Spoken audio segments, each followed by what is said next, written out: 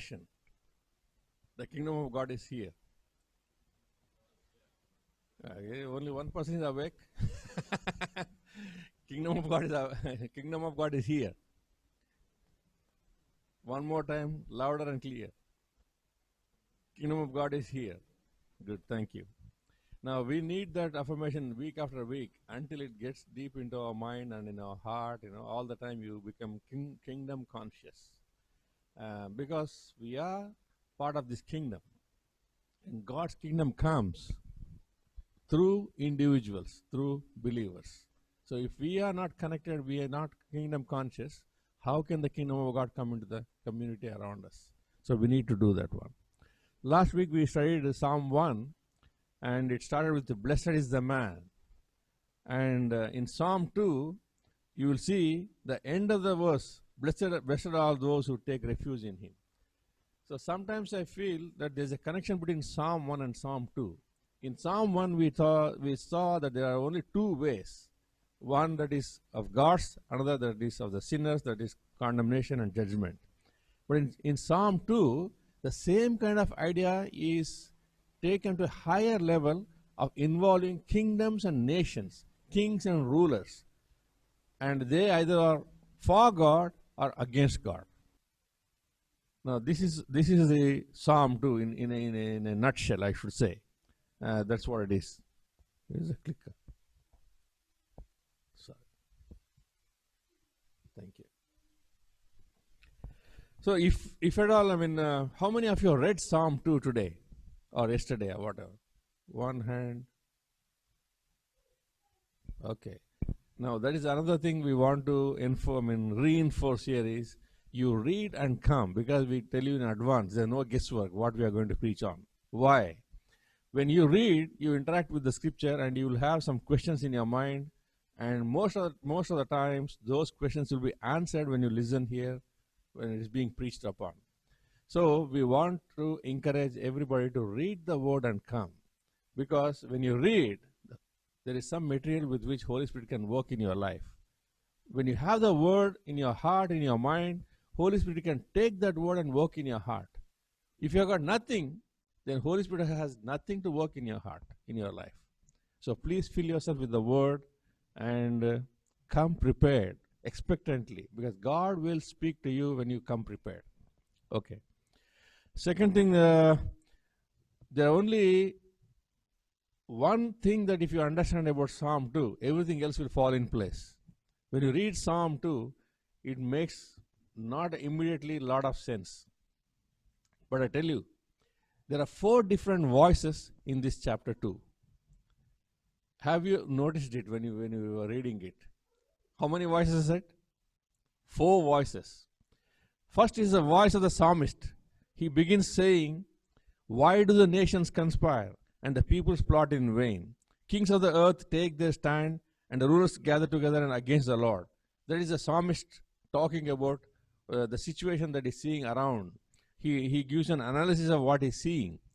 And again, in verses 3, 4, and 5, you see voice of the God the Father.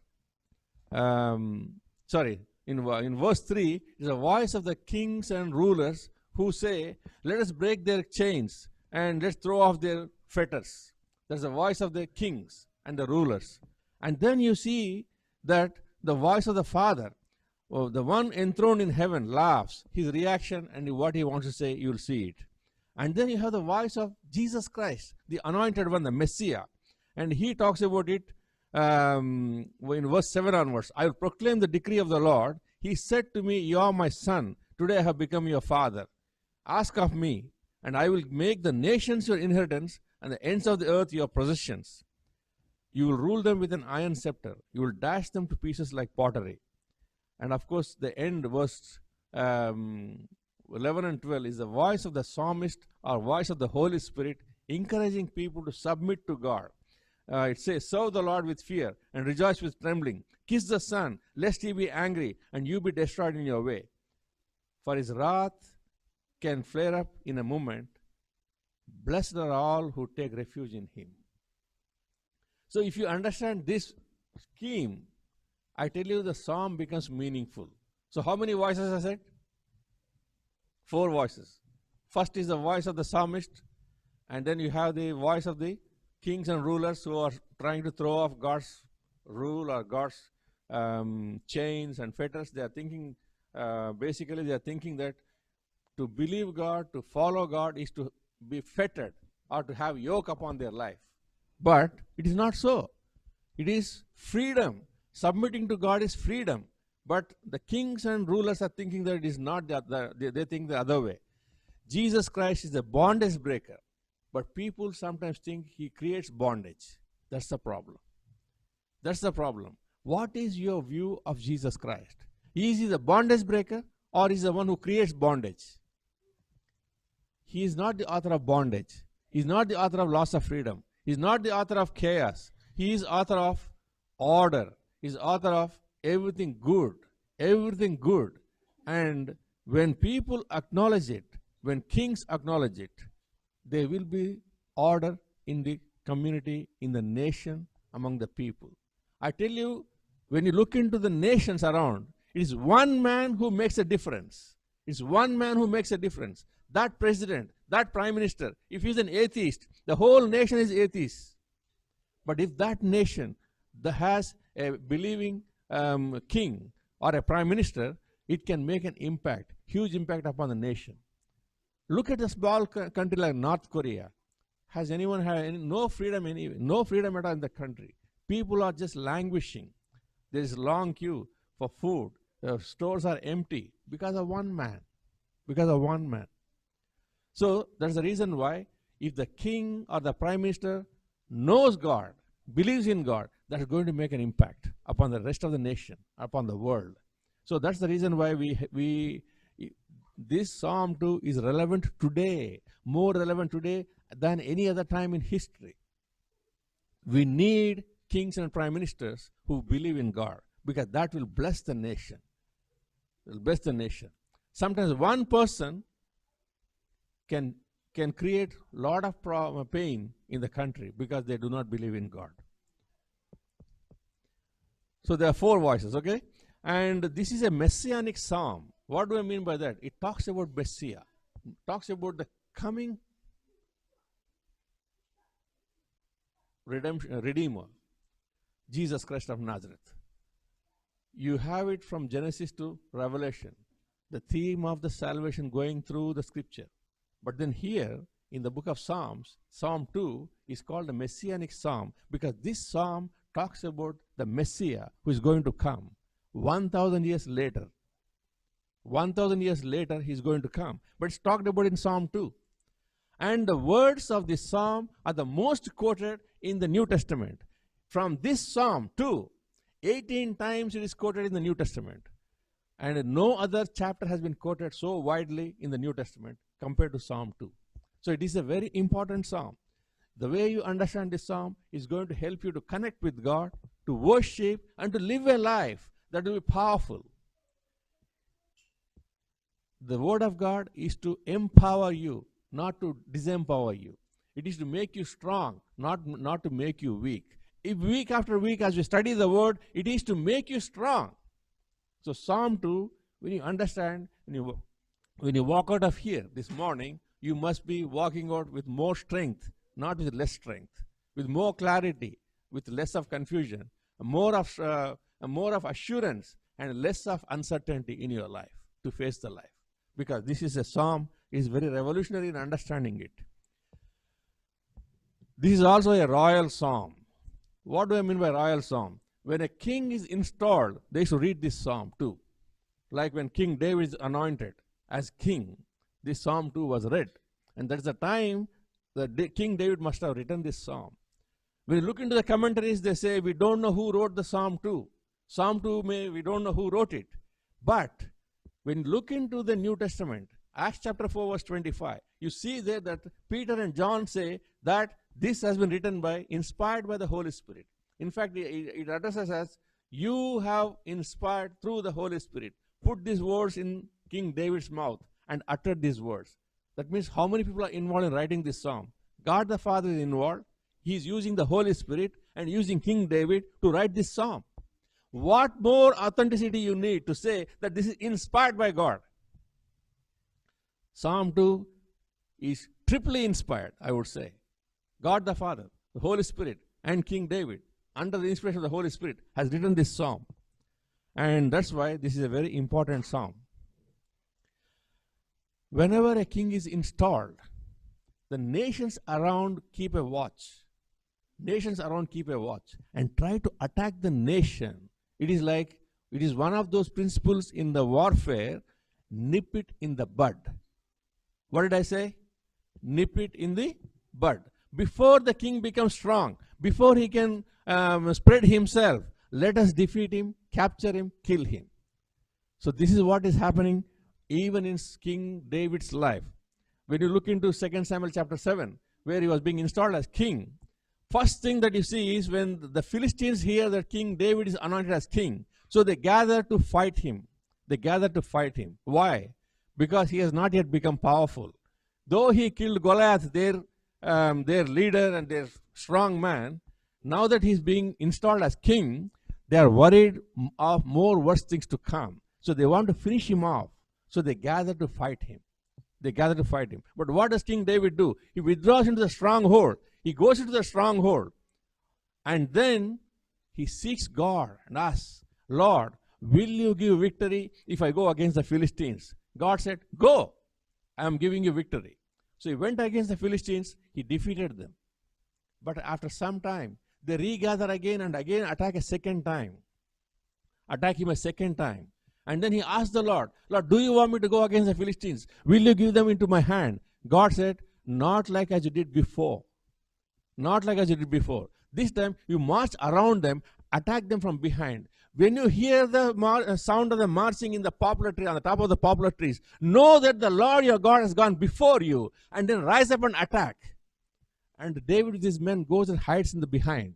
And when he hears the Lord walk up on the tops of the trees, he knows that God has started moving before he can attack. And then he rises up and attacks the Philistines and utterly destroys them. I tell you, my friends, this is the secret of defeating Satan in your life. This is the secret of defeating every power that is stopping you from growing in your life, is to hear the voice of God and do according to the voice of God. You will live in victory, not in defeat. You will live in victory, not in defeat. What is the secret? Hear the voice of God. As King David sought God before he attacked the Philistines, we need to ask God. But now we are in a better position than David. Right now, after the cross, post-cross, we know that Jesus Christ has defeated Satan. We know that Jesus Christ has done something about the sin. He completely done away with it. He removed its sting. He removed its power. So we are victorious. We are fighting from a point of view of victory, not hoping to get a victory, but we already are victorious in Jesus Christ. Therefore, we take our stand as victors, not as trying to get victory. That's the difference between David and Christians today. If you understand that, you are going to fight in a better battle and very easy battles. So they rebel against the king that is installed. And that's what the psalmist is capturing, that idea in this. Why do nations conspire and the peoples plot in vain? The kings of the earth take their stand and the rulers gather together against the Lord. The Lord word uses Yahweh. They're taking their stand against Yahweh. And when you see again in the continuation of the verse 2, and against his anointed one. The word anointed is Christo in Greek, basically Christ. Why do they take a stand against God, Yahweh, and his anointed one, Jesus Christ? Is it not the scene that is being described today in the world scene today? Is it not the same situation you see in the world today? It's the same situation. You may see many things happen in the political scene in the world, but basically it comes down to one thing. Are they fighting God and Jesus Christ or not? They are. When you look into the different countries, you can see who is aligned with whom, who is whose friend. And when you look at all the countries that are joined together, you know there is one battle line formed, and also against battle line formed another one. I tell you, this psalm is a precursor, or is kind of a prophetic psalm that is going to that is signifying the future battle of Armageddon, where the battle of evil and battle of good are going to face warfare, the final warfare. And we know the result. We know the result already. Who is going to win? It is God. We know who is going to win. It is Jesus Christ. He is not going to lose because he already has won upon the cross. He already has won upon the cross. So the psalm speaks to David and to the Messiah for its fulfillment in timeless dimension. In timeless dimension. When I use the word timeless dimension, it was true 1,000 years ago. It was true when Christ walked on the earth. It is true now for the church. It will be true in heaven forever and ever. That's the reason why Psalm 2 is very, very important. In the Old Testament, there are only 3 people who are called anointed. One is a king. King used to be anointed by a prophet, like Samuel anointed Saul. Samuel anointed David. So they used to anoint them so that the power of God will come upon them and make them as a fit ruler, fit king. In spite of the help of the Holy Spirit, Saul failed to be a good king. And then what happens? And then God had to discard or remove Saul and bring David. And he said, David will be a man after my own heart. He will do all that is in my heart. And he is the right kind of a king. I will establish his kingdom forever and ever and ever. And that is possible only through Jesus Christ, who is the son of David. Who is the son of David. So this psalm not only talks about King David, it also talks about King of Kings, Lord of Lords, Jesus Christ. Then the other kind of people who are anointed are, anointed are the prophets, like 1 Kings 9:16, and priests, like Moses has anointed the high priest and the other priests, and he anointed them with the blood and the oil and all kinds of different things you see in the Old Testament. So these 3 people are anointed in the Old Testament. But in the New Testament, I tell you, every one of us have got something to rejoice about. We are anointed. Every Christian believer is anointed. It's not an exclusive privilege of prophet, priest, and king anymore. It is every believer is anointed. Can you turn to somebody who is sitting close to you and say, you are anointed?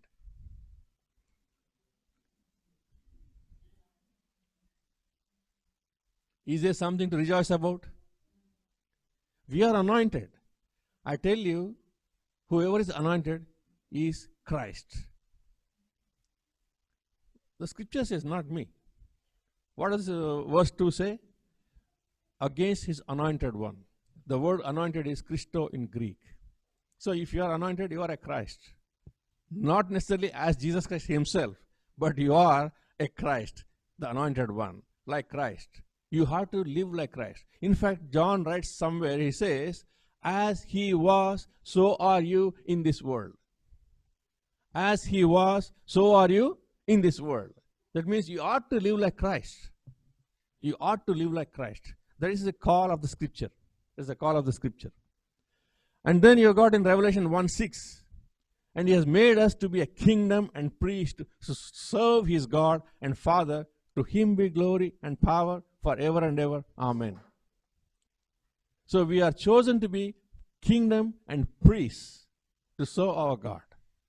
You are not an ordinary person. Many times I tell you, when we look into the face in the morning mirror, you don't think you are anything special, do you? But I tell you, you are special. You are the royal priesthood and holy people. Peter also talks about it. Before that, Revelation 5:10, you have made them to be a kingdom and priests to serve our God, and they will reign on the earth.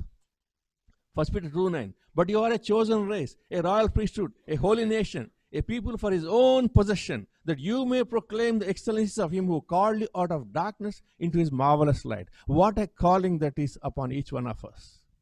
You are called to be a priesthood and a holy, royal priesthood and a holy nation. See, the word royal priesthood, it combines royalty and priesthood. That is what is true about Jesus Christ. He was a king and he was a priest. He was a king and a priest. And we are the same, royal priesthood. We are kings and we are priests. I tell you, sometimes when you speak, people should look at you and say, how come you speak like a king? Has anyone told you that? That is how we ought to speak. That is how we ought to live. Because that is who we are. That is who we are. So we need to live like that. The human rebellion is historical. From the Garden of Eden, times of Noah, Tower of Babel, history of Israel in the Old Testament, during Jesus' time, through church history, people have always tried to fight God. They want to rebel against God. Today, let us look into our heart. Is my heart submitting to God or rebelling against God? This is a question that we will decide this morning. Is my heart submitting to God or rebelling against God? If you are submitting to God, you are blessed. But if you are rebelling against God, the outcome is already put in the scripture. We are going to be like pottery. We are going to be like a pottery. And if you have an iron rod and you swing against the pottery, what happens to the pottery? It will be shattered. It will be shattered. And we are like that. We are like that. If we don't submit to God, we are like pottery that is going to be scattered. But if you submit to God, we are the chosen people, royal priesthood, holy nation. And that is who we are. But it all depends on whether you are submitting to God or you are rebelling against God. That is what is going to decide. I tell you, there's one guy, there was in history, there's a king called Diocletian. I am maybe getting it right or wrong. Diocletian, a Roman emperor. He pursued wanting to finish off Christianity through all his kingdom. And he vigorously pursued it, persecuting Christians, killing them, and trying to destroy the Bible. And he also erected 2 monuments to himself, that he, so-and-so Diocletian, under Augustus, under Caesar, I have accomplished. There is no more Christianity in my kingdom anywhere. But that guy, his name, even I am finding it difficult to recollect. So his name is forgotten in history. But Jesus' name, everybody knows in the world. If you set your heart against God, our name will be forgotten, but nothing will happen to God. Nothing will happen to God. There's another atheist called Voltaire, a French philosopher and famous atheist. He said, in 100 years, Bible will be irrelevant, it will be forgotten. No one will think about the Bible. On his 100th birthday, in the very own house he lived, they started a Bible society, Bible house. Any more irony you want to hear about? That is why it is ironical. It's ironical that the guy who said Bible will vanish in 100 years, in his own house where he lived, they started selling Bibles. That's why God says, the one enthroned in heaven laughs. The Lord scoffs at them. Then he rebukes them in his anger and terrifies them in his wrath, saying, I have installed my king on Zion, my holy hill. On Zion, my holy hill, I have installed my king. So he laughs. No, that is called anthropomorphism in theology. That means you are attributing a human quality to God. Can you hear God laugh? When you see things happen in the world contrary to what you are expecting, you are actually hearing the laugh of God. When Voltaire said there will not be Bible anymore in 100 years, and when Bibles are sold in his house after 100 years, exactly on his birthday, God is laughing in heaven. God is laughing in heaven. So that is what happens. We need to be very, very careful when it comes to taking a stand against God. So the voice of the second one is the voice of those who are dissenters, or those who don't like God. Verse 3, let us break their chains, they say, and throw off their fetters. The only true freedom comes from submitting to God and doing His will. That is true freedom. To a graceless neck, the yoke of Christ is intolerable. But the saved sinner, it's easy and light. We may judge ourselves by this. Do we love that yoke, or do we wish to cast it from us? Spurgeon. Jesus Christ said, if you are heavy, if you are weary and tired, come and take my yoke, which is light and easy. If you come, submit to God and take His yoke, it is light and easy. But those who try to throw it off, it becomes like an iron yoke. Iron yoke. It becomes more heavier, more oppressing. and the end is totally destruction again. So we need to be very careful. The consequences of this defense against the Lord and His Christ are described in Romans chapter 1 verse 18 and following verses. And it is not a pretty picture. Please read it when you go home. I tell you the three areas basically that will tell you whether you are submitting to God or rebelling against God. One is the area of money. How you make money. How you make money, how you save money, how you use money will tell whether you love God or you love money. If you love money, it becomes an idol in your life. It becomes an idol in your life. But if you love God, money becomes a tool in your hand to be used for the kingdom of God, to be used for the welfare of your own family, yourself, and many other people. Not just yourself, not just your family, but you'll use money for other people. Secondly, in the area of sex, where and what kind of attitude we take about sex determines whether we are submitting to God or rebelling against God. Look at the world today. Whatever God has established as a norm, they are trying to make deviation from it. They are deviating from it. Everything that you see on the net, everything that you come across, that when you look at the people, the way they dress, sometimes you can figure out what their sexual orientation is by their dressing. They are proclaiming to the world, I am this, by their dress. I tell you, God's displeasure is more upon those people. So we have to take responsibility when it comes to this area as well. And thirdly, use of power. When you are in a powerful position, when you have power, you are a ruler, you are an officer, you are in charge of some set number of people at work or in business, what do you do with those who are under you? Will tell whether you are submitting to God or you are rebelling against God. So the faith is not something that is to be used only on Sunday morning between 9:30 and 11 o'clock, and rest of the time, rest of the week, you can do whatever you like. That's not Christianity. It has to go seep deep into your heart, into your spirit. Everything you say, everything you look at, everything you hear, everything you speak must be influenced by what you believe in your heart. And that will determine whether you are for God or against God. Isaiah chapter 40 verse 6 it says, a voice says, cry out. And I asked, what should I cry out? All flesh is grass, and all its glory like the flowers of the field. The grass withers and the flowers fall, but the breath of the Lord blows on them. Indeed, the people are grass. The grass withers and the flowers fall, but the word of our God stands forever. This is only two outcomes. One is God endorsed, and one is God judged by God. We are all like grass. We are all like flowers. We are here today, tomorrow we are gone. But how you connect with God will tell whether you are going to rest, whether you are going to forever last or you are going to last only for a day. That is how we are going to decide. I will skip the other scriptures because we may run out of time. And then we come to the voice of the Holy Spirit, voice of anointed, voice of the anointed one. That is verse 7 onwards. I will proclaim the decree of the Lord. He said to me, you are my son. Today I have become your father. Ask of me, and I will make the nations your inheritance, the ends of the earth your possession. You will rule them with an iron scepter.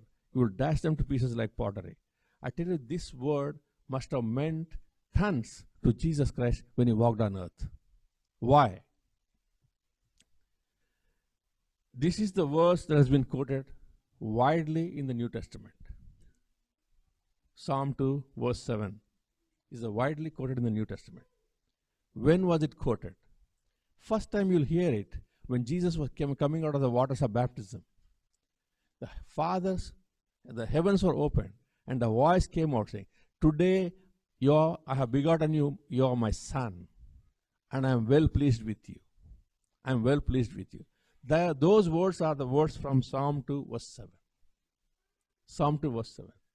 Again, after 2.5 years before the crucifixion, a little while before crucifixion, Jesus goes up on the mountain with just 3 of the disciples. And he was transfigured before them as he was praying. He became radiant. His clothes became radiant. His face was shining like a brighter than sun. and he was in all the glory, and he was talking to Elijah, and he was talking to Moses, and the eyes of these people are open to see all these things. The disciples are looking at this heavenly scene. And then what happens? A cloud came on that mountain and covered them. Thick darkness came and covered it. They were afraid, and they were trying to duck upon that mountain. And then a voice came. What was the voice? You are my son. I have begotten you today. I am well pleased with you. I am well pleased with you. And I tell you, that same voice must have come on the cross when Jesus Christ was hanging upon the cross again. No one heard that voice. But God was well pleased with him, even when he was on the cross. These words are the motto or the mission for Jesus Christ. He lived by that words every day. Every day. It was written 1,000 years ago when the psalmist wrote it 1,000 years ago before Christ. But when Christ was walking on earth, he looked at that verse every day. Think about it. When he goes into Nazareth, and then he takes a scripture from there and he reads it before them. And then people said, in your hearing it is fulfilled. And what do the people do? And after some time, they reject him, saying, are you calling yourself equal with God? And they were pushing him until they took him to the highest point to push him from there to death. But he walked out from among the crowd and no one could do anything. Why? Because he knew that his time has not yet come. And he knew that the Father has a plan and purpose, and that glory is with him. He was confident to face that rejection because he knew that he is the Son of God. Because he knew he is the Son of God. When he went to the cross, and he knew he is going to be crucified, he is going to die, but he was able to trust the cross, and he was able to allow himself to be crucified upon the cross because he knew he is the Son of God. Why? On those words depend the resurrection. If he knew that God the Father is his God, he is not worried. He is not afraid to face the cross because the Father is going to raise him from the dead. Because the Father is going to raise him from the dead. If you are a son of God, if you are a daughter of God, whatever you are going through in life, it is not going to kill you. Even if it kills you, he is going to raise you. If he is the Father, he will never let you rot in that grave. How many of you want to say amen to that? If he is the Father, and you are his son or you are a daughter, if you face a situation, and you are going to die, he lets you die. He is not going to allow you to rot there forever and ever.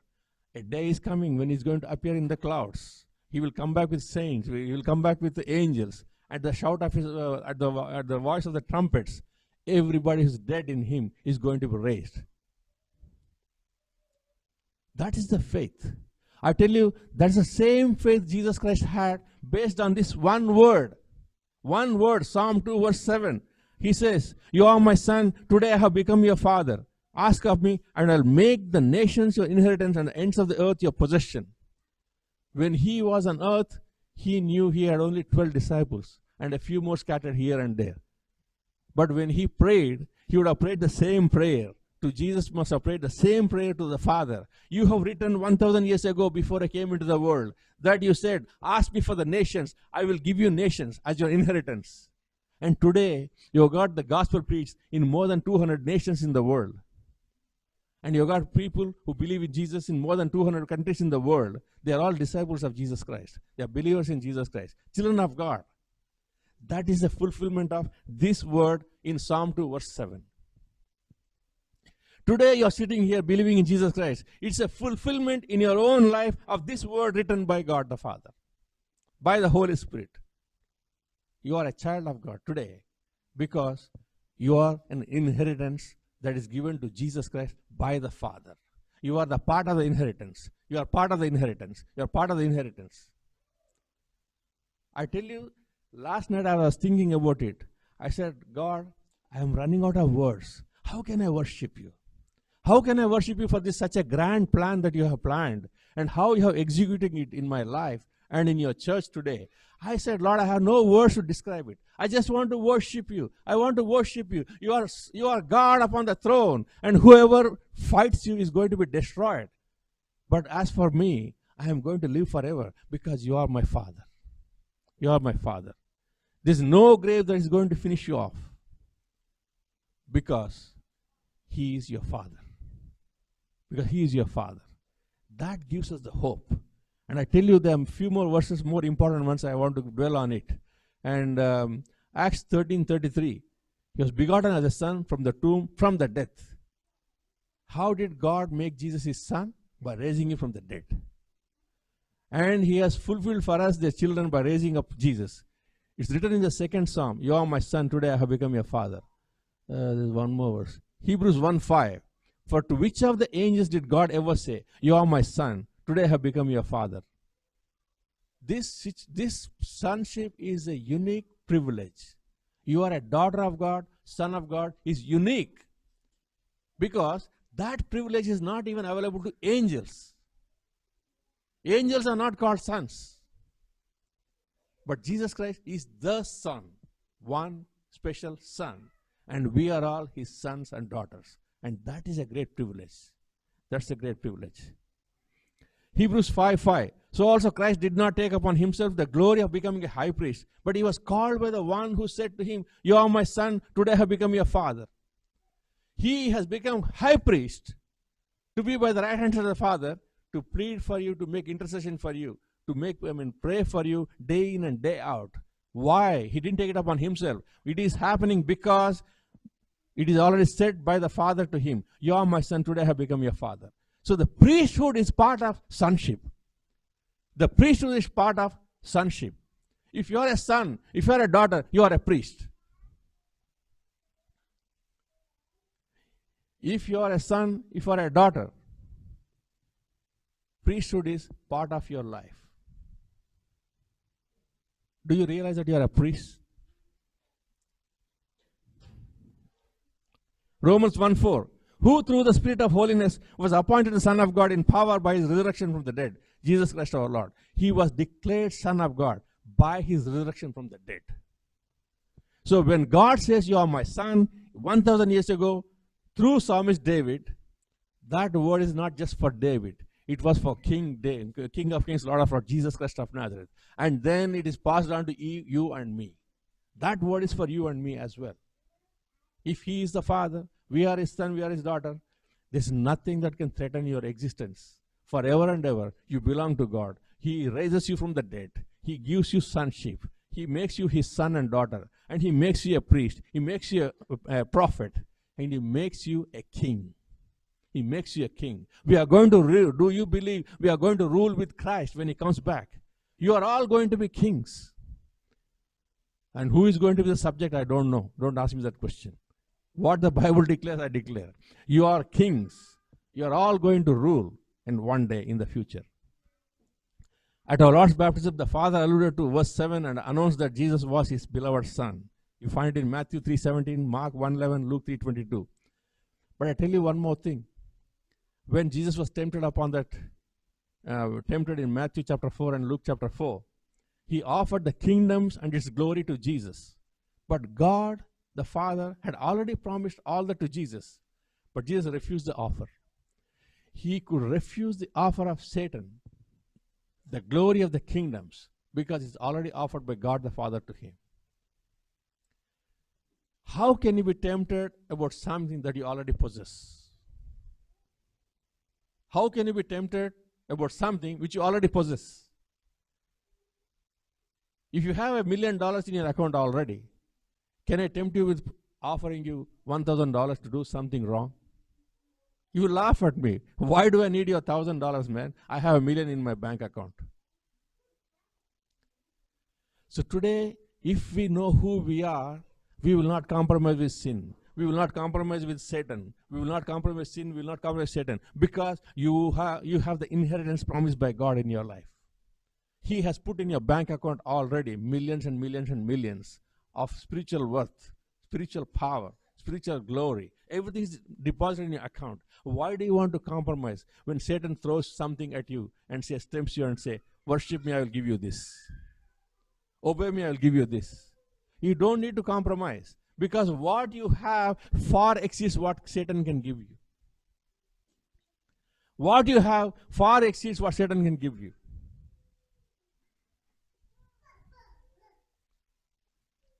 I will make the nations your inheritance. Do we use, this is, I tell you, is not only a messianic psalm and a royal psalm, it is also a missionary psalm. Here is the promise. Ask for nations, I will give you. If you are a missionary to some other nation, let's say you go to Philippines or you go to Vietnam or some country as a missionary, you can say, this is written in your word. Ask me for nations, I will give you. And you can say, Lord, you have written it here. Now I'm asking for Philippines. I'm asking for Vietnam. I'm asking for another country. You can claim it because it is written. But for us who live in New Zealand, in Christchurch, how does this apply? How does this word apply to us who are not going to another country as a missionaries? Your neighbor, the one who lives next door, the one who is working with you, the one who is living in this city, we have a responsibility to reach out to them. This Christchurch, God has given to you as inheritance. Do you claim it today? If you claim it, you will not just sit in your chair and just get up and go away. You will do something about it. You will do something about it. You will do something about somebody who you don't know on the street. When you run into them in the supermarket, you will stop and smile at them and say, God loves you. There was one man by name Francis Schaeffer, a Christian philosopher. And he looked at a young guy who came into his meeting and gave him a big, warm smile. And that guy was baffled. And he came to him and said, Sir, why did you smile at me? Why did you smile at me? He said, I know who you are. He said, who am I? You are made in the image of God. Ah, is it so? He was a guy who was into drugs, into all kinds of relationships. He was ruining his life. He was hurting himself. He was into drugs and booze and all kinds of things. And he thought he had no value. He thought he is no one. He thought he is no one. When Schaeffer smiled at him, he said, why does this man smile at me? And I tell you, your smile is going to change somebody in the world today. Can you smile with that same love, the same Christ love, and put that Christ love in your smile and smile at somebody to make a difference in their heart, to let them know that they are loved by God? How does God love somebody? He will love through you. He will love through you. So you need to be available to God, submitted to God, so that God can smile at somebody through your face. Would you like to allow God to smile through your face?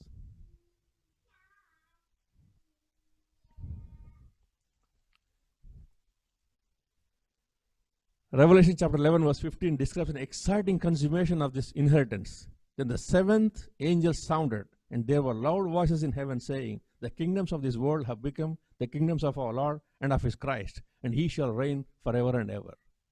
This is the future consummation of how the nations belong to Christ, how the nations will be owned by God. This is going to happen in the future. So this psalm is not talking about just about David. It's not just talking about Jesus Christ. It's talking about the church today. And in the future, we are going to be part of that.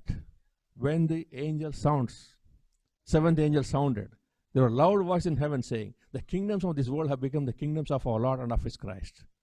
So this battle goes on until we are actually caught in this battle to make the nations inheritance of God. God works through us, the church, today. So we need to submit ourselves to God.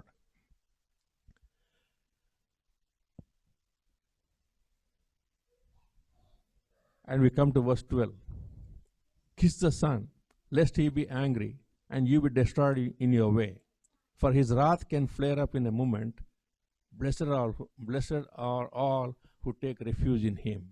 That is in summary. That's the summary of all that psalmist is saying is, if you don't submit to God, God's wrath is going to come. I tell you, this is not something. Other day I was talking to a man who is a Hindu man, and he knew a lot about Jesus Christ. He knew a lot about the Bible. And I told him, ultimately there are only two ways. However knowledge you have, what philosophy you know, how many philosophies you know, it doesn't matter. There are only two ways. One, You believe in Christ, you have life. You don't believe in Christ, you have got hell. Ah, don't try to terrify me by that word, he said. I said, I'm not trying to terrify you.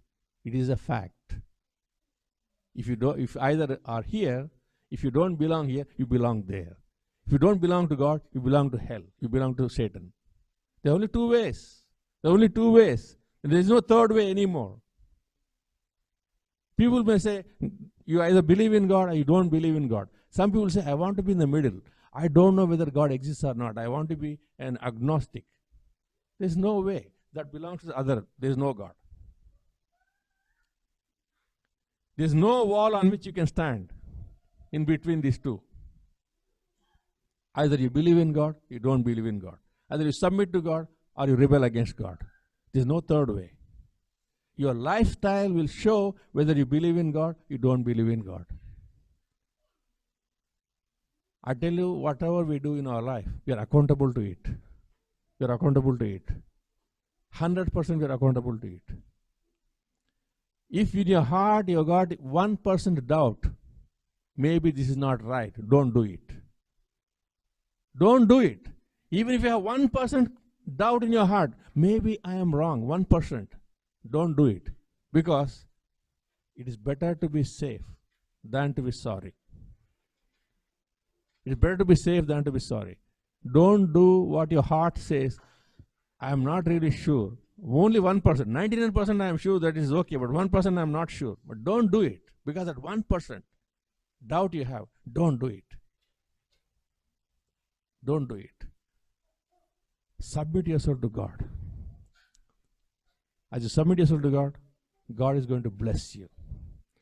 That's what the psalmist says. Blessed are all who take refuge in Him. You go under His wings, you are protected. You go under His wings, you are blessed. You go under His wings, you find life. You go under His wings, you find light. There's no darkness there. There's no uncertainty there. There's no chaos there. There's no fear there. Go under His wings. You are safe. You are very, very safe. But if you don't, we are going to be part of those people who conspire against Him and His anointed, His kingdom. And if you do that, He laughs. He laughs. It is God who will have the last laugh. Not us. Not us. That's the reason why some of the kingdoms, one kingdom, one nation, one prime minister, one president can decide to go against God. But he will not do it. He will have few more to join him. 10, 20 countries together, they want to fight God. What will happen? God will laugh.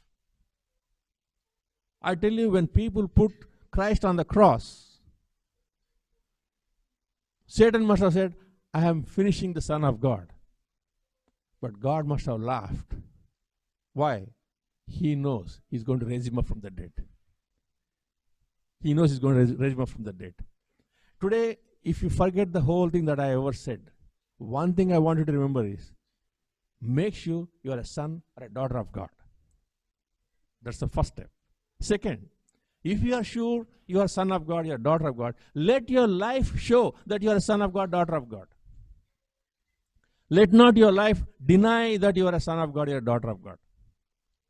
Because if your life denies, your mouth confesses that you are a son of God, daughter of God, but your life denies that God is really the Father, then we don't have any surety. We are not really in the refuge. We are on the other side.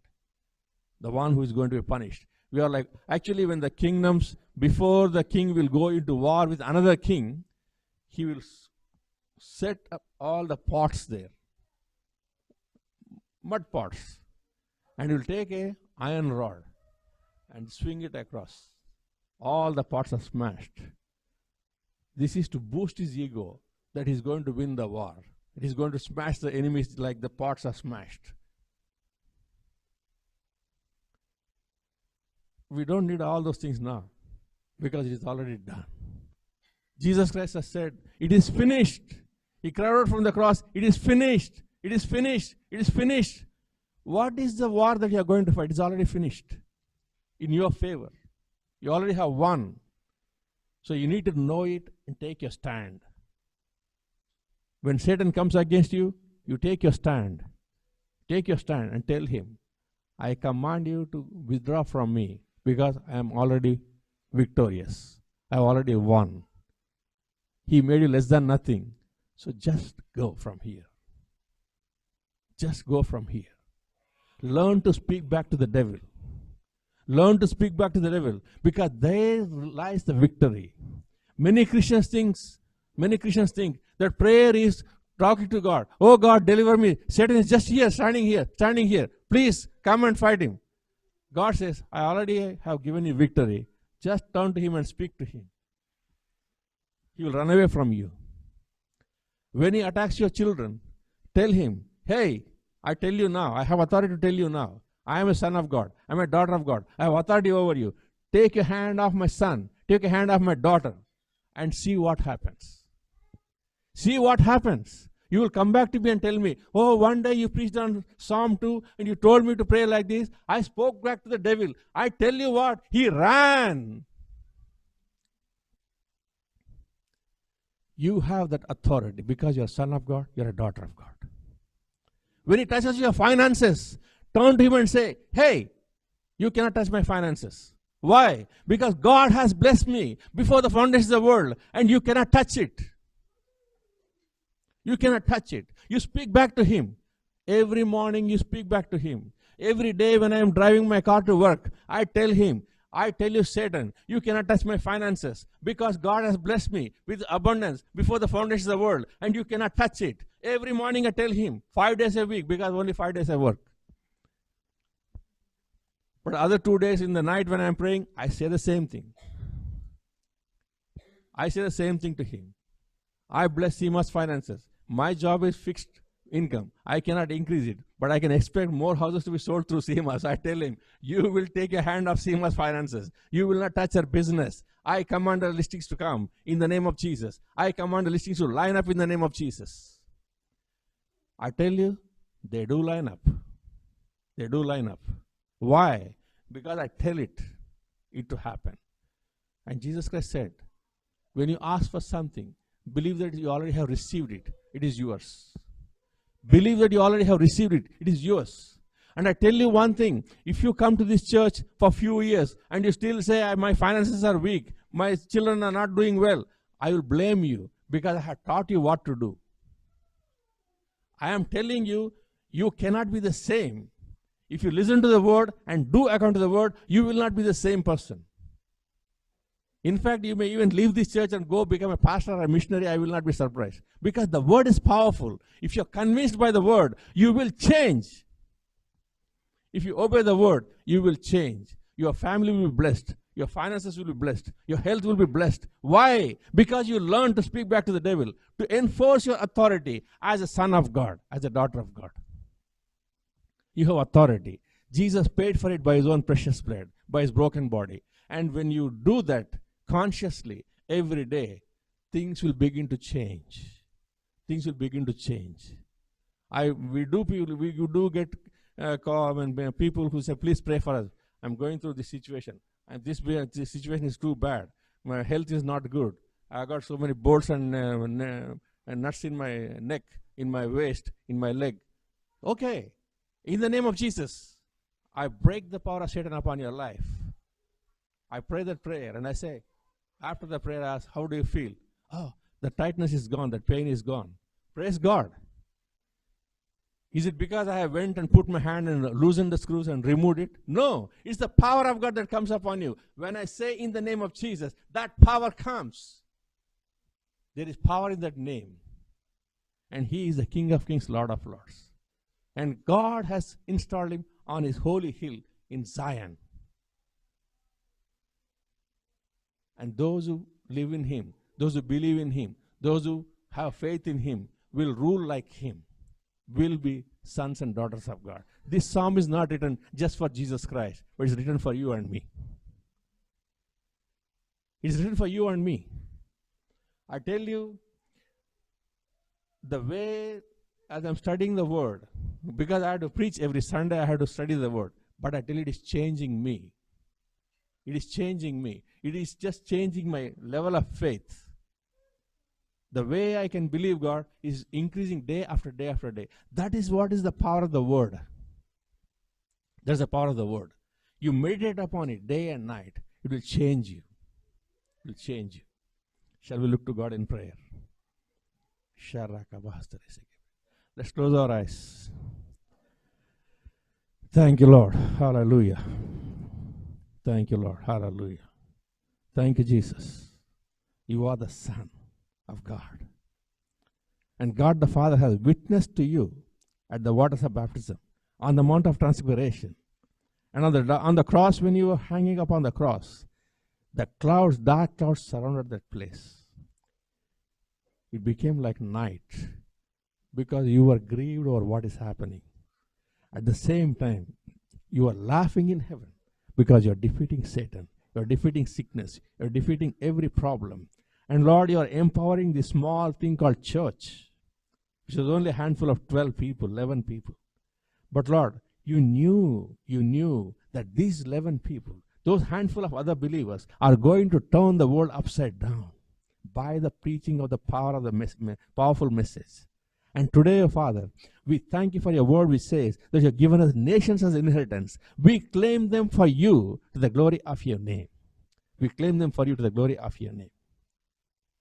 Now, as you interact with the word, if you think you are a son of God, if you think you are a daughter of God, remember that he has made you a king and a priest. You are a king, royal priesthood, holy nation. And you want to claim this world for God. You want to bring this world to the feet of Christ. You want to win some people to Christ. You want to preach this gospel with power. You want to move in healing and deliverance. Claim it. You are his son. You are his daughter. You have been given this authority. You've been given this power. And let Satan be put to shame when you stand. Because he knows that when you stand, he is falling. He is falling. So just stand where you are and say and proclaim, I am son of God. I am daughter of God. Just stand where you are and claim your sonship. Claim your sonship. Claim your sonship. And turn back to Satan and tell him, off my life, off my back, off my health, off my children, off my family, off my job, off my finances. Everywhere I command you in the name of Jesus, leave my life now. Just stand where you are right now and let Satan know that you are taking a stand against him. That you are the son of God. You are the daughter of God. There are only two kinds of people. Those who submit to God, those who rebel against God. Submit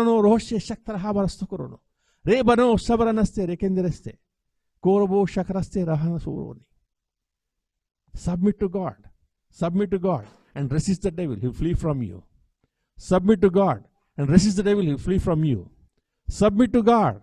Just stand where you are and say to Satan, off my back, off my life, off my finances, off my situation, off my career, off my future. I resist you. I command you to leave now.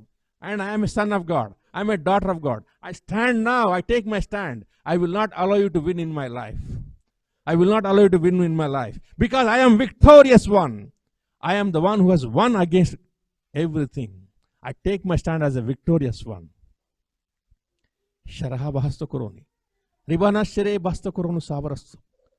Let Satan be put to shame today when you stand. Because he knows that you are now taking a stand against him. He cannot pressurize you anymore. He cannot push you anymore. He cannot harm you anymore. He knows that you are taking a stand against him. Stand now in the mighty name of Jesus. Thank you, Father, for your children who responded to your word. Now I ask you, Holy Spirit, to come with power and touch them, Lord. I cover them with your precious blood. I bring everybody who comes under the voice of influence of my voice, who hear this message. I pray for them now. In the name of Jesus Christ of Nazareth, I bind the power of Satan upon their life. Principality, power, rulers of darkness. Every familiar spirit troubling them, I bind it down in Jesus' name. I bind it down in Jesus' name. I bind it down in Jesus' name. Lord, bless their finances. Lord, bless their career. Bless their tomorrow. Bless their today. Bless their family. Bless their children. Bless their health. In the name of Jesus, I pray that everything will go well with your children. And today they are taking a stand and they are standing up, oh God, as your sons and daughters. Let the power of the Holy Ghost come upon them now. Come, Holy Ghost. Come, Holy Ghost. Come, Holy Ghost. Come, Holy Ghost. Come, Holy Ghost. Touch them now. Thank you, Lord Father. Thank you for ministering to them. I bow before you and worship you.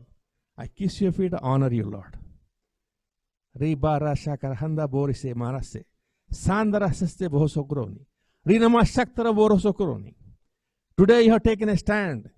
But the Lord says, keep standing. Don't be afraid of Satan. Don't be afraid. He will come against you, against the same tactics he used, he will come against you. But take your stand. Keep standing. And God is going to stand with you, says the Lord. Thank you, Father, for your word. Thank you for ministering to us. Thank you for meeting us this morning. Thank you for your word. In Jesus' name we pray. Amen. Amen. Amen.